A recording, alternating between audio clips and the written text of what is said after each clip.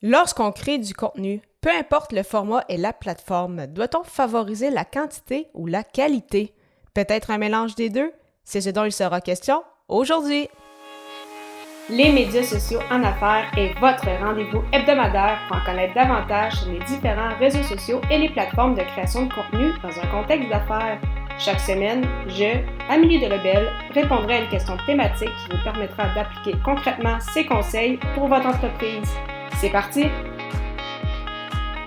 Bonjour et bienvenue sur les médias sociaux en affaires, épisode 96. Très heureuse d'être avec vous aujourd'hui alors que je réponds à la question: doit-on favoriser la quantité ou la qualité avec sa création de contenu? Bien évidemment, dans le meilleur des mondes, ce seraient les deux, donc beaucoup de contenu de qualité. Cependant, je comprends que ce n'est pas nécessairement facile ou réalisable puisque justement créer des pièces de contenu plus grosses, donc plus réfléchies, qu'on va vouloir bien référencer au niveau du SEO, que ce soit par exemple des articles de blog de 2000 mots, faire un épisode de podcast, tourner une vidéo, donc on le sait que ça prend beaucoup de temps. Cependant, c'est ça, plus on crée du contenu, plus il y a des chances que ces contenus-là soient partagés, soient commentés, soient aimés, et ici, vous avez plus de chances de vous faire retrouver. Donc, comment justement s'assurer de faire peut-être la part des choses entre le niveau quantitatif et qualitatif. En fait, il n'y a pas de réponse magique ou de formule magique, mais cependant, réalistiquement parlant, c'est vraiment mieux d'y aller avec une fréquence avec laquelle nous sommes à l'aise, que ce soit au niveau de la création de vidéos, d'articles de blog ou bien évidemment d'épisodes de podcast. Surtout au départ, quand justement vous débutez un peu dans un nouvel univers, ça vous prend un peu plus de temps, justement que ce soit d'écrire un blog, faire un épisode de podcast, pour aussi s'assurer en fait de bien faire les choses, de bâtir une structure. Et ça, on le sait que ça va se faire au fil du temps. Donc, plus on va en faire, mieux on va être. Donc, bien évidemment, il y a toujours une petite période d'adaptation pour ça. Et ce qui est intéressant, en fait, et surtout très important à se rappeler, c'est de créer des pièces de contenu qui sont en lien avec nos objectifs, bien évidemment. Donc, quand on crée du contenu, que ce soit sur les réseaux sociaux ou du contenu, par exemple, pour notre site web, etc., c'est qu'on veut justement atteindre des objectifs précis. Donc, peut-être, si on est au niveau du recrutement, peut-être amener des candidatures intéressantes. On veut peut-être que les gens téléchargent notre guide. On veut peut-être générer des ventes.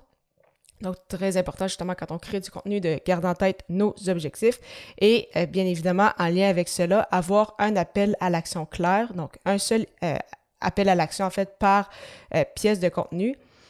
Si c'est bien pensé, si c'est bien structuré, ça va vous rapporter beaucoup plus que plusieurs pièces de contenu ou de publications sur les réseaux sociaux un peu pitchées, garochées, sans stratégie. Donc, bien évidemment, mieux vaut bien faire les choses, mais un peu moins. Et justement, s'assurer ainsi d'avoir des résultats plutôt que de créer énormément de contenu, mais n'avoir aucune stratégie derrière. Donc, un peu comme on l'a vu la semaine dernière avec le contenu Evergreen. Donc, si vous ne l'avez pas écouté, simplement vous rendre au ameliedelebel.com/E majuscule 095. Donc, c'était l'épisode 95. Donc, justement, où on parlait du contenu Evergreen, du contenu qui perdure dans le temps. Eh bien, si ce contenu-là est bien pensé, est bien planifié, bien réalisé, c'est sûr que sur le long terme, ça va générer beaucoup plus de résultats qu'une publication, par exemple, sur les réseaux sociaux ou qu'un article de blog qui a été rédigé un peu à la va-vite parce qu'on se disait « Ah, il faut absolument que je publie, par exemple, un article par semaine ». Puis on pense pas nécessairement à tout l'aspect stratégique, référencement, etc. On fait juste écrire pour écrire. Eh bien, c'est ça. C'est quand même mieux de prendre le temps de bien faire les choses. Et comme je le mentionnais, au fur et à mesure, une fois que justement vous allez être à l'aise, que vous allez avoir une structure, que ça va être beaucoup plus facile et clair pour vous, vous pouvez bien évidemment augmenter la cadence. Je reviens encore une fois, c'est sûr, à mon exemple personnel, mais au départ, avec mon autre podcast, Athlète Entrepreneur, je réalisais en fait un épisode aux 2 semaines. Donc, quand j'ai lancé mon podcast, je me disais, comme j'écrivais déjà des articles de blog, je me disais, bon, mais si je veux être certaine de garder le rythme avec mon podcast, j'aime mieux avoir un épisode bimensuel que juste ne pas en avoir. Et par la suite, après quelques mois, quand j'ai vu le temps que ça me prenait, que je m'étais habituée justement, que j'avais une structure, bon, mais là, j'ai décidé de le passer à une fois par semaine. Donc, vous pouvez également faire la même chose, que ce soit avec votre chaîne YouTube, article de blog ou bien évidemment avec vos épisodes de podcast. Donc, c'est ça, c'est important vraiment d'avoir, je le répéterai jamais assez, mais d'avoir une structure pour toujours créer des pièces de contenu en ayant votre stratégie en tête, vos objectifs, vos personas, ainsi que les appels à l'action. Bien évidemment, à ce moment-là aussi, ça se peut que vous ayez, par exemple, agrandi votre équipe, que ce soit au niveau de délégation en faisant appel à une agence ou à un pigiste, ou peut-être même que vous allez embaucher une ressource en l'interne pour justement en créer davantage. Donc, selon les moyens que vous avez, les ressources, c'est sûr que bien évidemment, ça peut vous aider ça aussi à augmenter la cadence, à créer plus de pièces de contenu de qualité, encore une fois. Finalement, dernier point important, oui, c'est bien de créer du contenu, bien évidemment, pour nos réseaux sociaux, mais il faut toujours voir vos réseaux sociaux comme des outils et non pas comme quelque chose qui vous appartient, parce que votre page LinkedIn, votre page Facebook, votre compte Instagram, Twitter, TikTok, Pinterest ou autre, ça ne vous appartient pas. Du jour au lendemain, ces gros géants décident de vous faire payer pour avoir une page d'entreprise, décident pour... Je pense pas que ça va arriver, mais pour X, Y raison de fermer leur plateforme, eh bien, vous ne retrouvez avec plus rien. Vous n'avez aucun contrôle sur ce qu'ils vont décider de faire, alors que votre site web, votre podcast, votre infolette, oui, ça vous appartient. Donc, important justement de créer du contenu de qualité, du gros contenu, des belles pièces de contenu pour vous.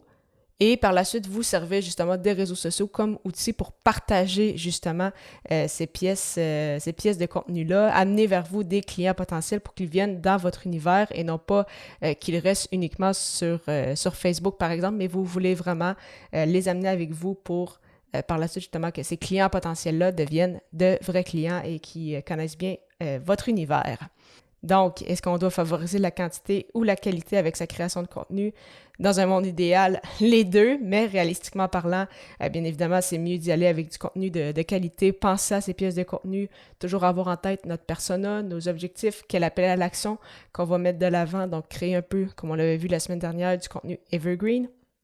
Et au fur et à mesure qu'on va avoir une structure, que ça va être plus facile pour nous, là, à ce moment-là, on peut penser à augmenter la cadence et vraiment toujours voir les réseaux sociaux comme des outils pour amener les gens vers notre univers et non pas nécessairement créer du gros contenu sur ces plateformes-là, puisqu'on le sait que la durée de vie des publications sur les réseaux sociaux est moindre et ce ne sont pas des outils qui nous appartiennent. Donc, Facebook appartient à Meta, donc on n'a aucun contrôle sur ce qui peut se passer sur ces plateformes, alors que votre univers, c'est vous qui le contrôlez, votre site web, votre infolette, c'est à vous, donc vous pouvez en faire ce que vous voulez.